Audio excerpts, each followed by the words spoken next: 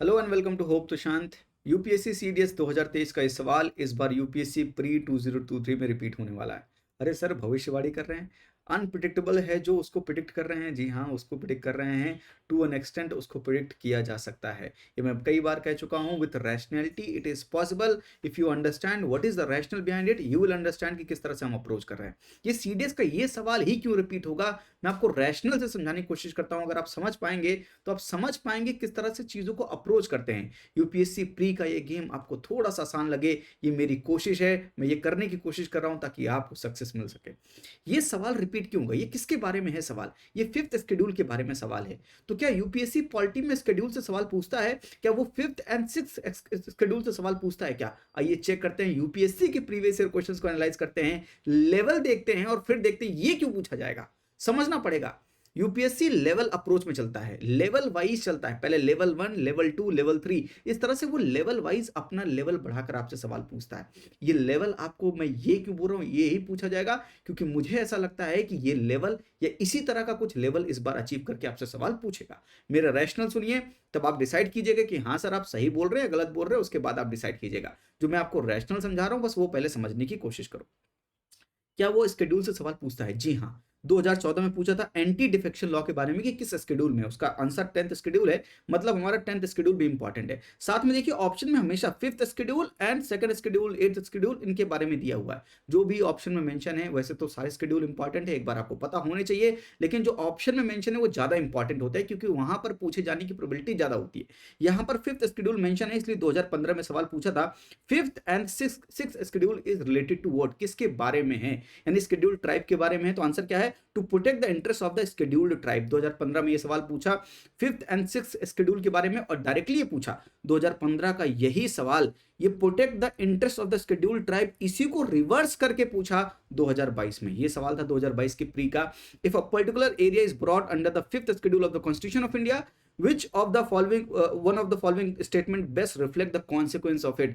This will prevent the transfer of land of the tribal people to the non-tribal people. This is called protection of interest of the schedule tribe. तो क्या ये दोनों match नहीं हो रहा है? Answer is yes sir, ये match हो रहा है। यानी 5th शेड्यूल का ये सवाल रिपीट करके 2022 में पूछा था, शेड्यूल से सवाल पूछता है। फिर यहां पर सवाल पूछा था कि under which schedule of the constitution of India can the transfer of tribal land to the private parties for the mining be declared null and void. Again सवाल का आंसर क्या है? 5th schedule. 2015 में पूछा, 2019 में पूछा, और यही सवाल फिर रिपीट करके कहां पर पूछा? 2022 में। क्या लिखा है? Transfer of tribal land to the private parties of mining be declared null and void. यही तो लिखा है, this would prevent the transfer of land from tribal people to the non tribal people. यही तो आंसर है। यानी previous year questions में इसका आंसर दिया हुआ है। अब ये पूछ रहा है कि पहले बताओ 5th शेड्यूल किसके बारे में है? आपने बोला भैया इसके बारे में, protection of the schedule tribe के बारे में। दूसरा पूछा कि उसमें लिखा क्या है? Transfer of tribal land to the private parties for mining be declared null and void. ये कहां पर लिखा है? तो आपने बोला 5th शेड्यूल में लिखा है। इसी को जस्ट उल्टा करके पूछा 2022 में कि बताइए 5th शेड्यूल में क्या लिखा है। आप मेरी बात समझ रहे हैं? यही, यानी एक ही लेवल पूछ रहा है कि भाई कौन सा लेवल है, कि बताइए इसमें क्या हो रहा है। पहला लेवल क्या था कि क्या है 5th शेड्यूल में, दूसरा लेवल है कि क्या उसमें हो रहा है। यही पूछा, 2 लेवल पूछ चुका है। अब समझिए मेरी बात। और कौन से सवाल पूछा है? 2022 में एक सवाल एंटी डिफेक्शन लॉ के ऊपर पूछा। तो समझिए आप मेरी इस बात को कि ये सवाल जो एंटी डिफेक्शन का था 2014 का सवाल रिपीट हुआ 2022 में। यस, 2015, 2019, 2022 ये 3 सवाल जो थे, ये तीनों 5th शेड्यूल के बारे में थे। यस, लेवल 1 क्या था? लेवल 1 था कि भाई 5th शेड्यूल किसके बारे में है।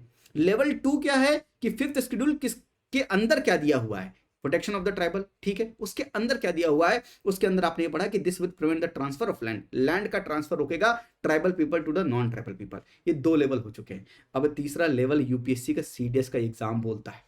क्या पढ़ा? बोलिए आप, क्या बोल रहा है एग्जाम? ये सवाल, who among the following is given the discretionary power under the 5th schedule of the Constitution of India to set up a tribal advisory council in a state which has the scheduled tribes but not scheduled areas? इसका answer है president of India.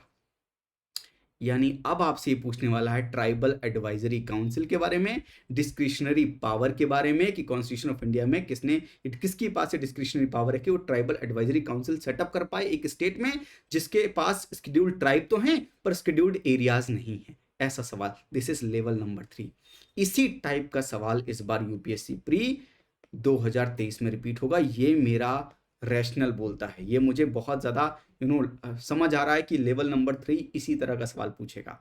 ठीक है, इधर ही कहीं से सवाल पूछेगा, इसलिए मैं आपसे रिक्वेस्ट करना चाहूँगा कि कॉन्स्टिट्यूशन ऑफ इंडिया उठाकर, शेड्यूल 5 उठाकर, 6 शेड्यूल उठाकर एक बार पढ़ लेना, या तो आप लक्ष्मीकांत से पढ़ लेना, एक बार ढंग से पढ़ लेना। इस बार यहाँ से सवाल पूछे जाने की मैक्सिमम प्रोबेबिलिटी है। 2022 में सवाल पूछा है 5th शेड्यूल के बारे में, 2023 में सवाल पूछेगा तो सीडीएस में पूछ रहा है, इस टाइप का ही सवाल पूछेगा। This is level number 3। मुझे पूरा विश्वास है कि आपको ये चीज़ समझ आई होगी। आप इस शेड्यूल को पढ़ कर जाएंगे, अगर सवाल आ गया तो आप मुझे याद रखेंगे जीवन भर कि सर आपने ये बताया था। आज के लिए इतना ही। थैंक यू, नमस्ते, जय हिंद।